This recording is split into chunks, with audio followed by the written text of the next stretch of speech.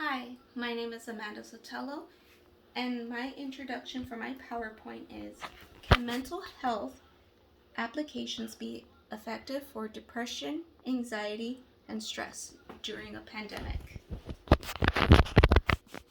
The authors of this article is Robert L. Longyear and Kostadin Kushlev. The hypothesis for this article was surrounded by the idea of whether mental health applications can have a positive impact on an individual's stress, anxiety, and depression levels during COVID-19. Now, the reason why this is a very popular issue is because previous to COVID-19, there were many individuals that suffered from declining mental health. And with the pandemic restricting any type of socialization or interaction or outside activities, it's taken a lot of freedom away from people, making them rely on either their laptops or their cell phones to receive the help that they need for the lack of in-care service. The way they carried out their research and their study is by using a keyword search on PubMed for RCTs, which stands for Randomized Controlled Trials. And they used three of the most common words regarding distress for mental health. The first being stress, the second being anxiety, and the third being depression, I'm sorry. To further their study, they discovered and reviewed 94 results that had to go along with their study. Within these 94 results, the researchers incorporated the trials that only evaluated the effectiveness and two, utilized application interventions. It was very important to get the differential comparison between app-based studies and in-person treatments to see which one was either better suited for the individual or which one saw more of a positive effect.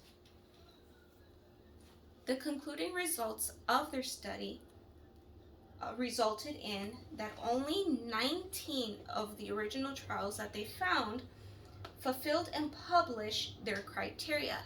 However, out of those 19, only 18 of those trials showed a decrease in stress, anxiety, and depression. However, while concluding the end of their study, the researchers noticed 4 consecutive errors that were present within all the trials. The first error they noticed is that it was limited to a 3-month follow-up period, meaning that after the study was concluded, they would revisit with the individual for about 3 months, and afterwards it became non-existent. So whether their results were beneficial in the long term were never discovered. The second error being that the RCTs focused on only young white females. There was little to no diversity within these trials, with the exception of one that included a Hispanic-dominated group. The third error that the researchers noticed is that they collected less than 200 participants within all of these trials. With a lack of participants and the lack of diversity, researchers are not able to conclude whether a high socioeconomic class or a low socioeconomic class, whether men or women are affected in the same way. The last error that they noticed is that there was no comparison between app-based interventions to the medical standard of care. It is easy nowadays for people to come up with mental health applications that is meant to either alleviate stress or anxiety or help you go to sleep, but none of them are actually held with medical regulations and standards. How many of these applications are actually worth helping the individual?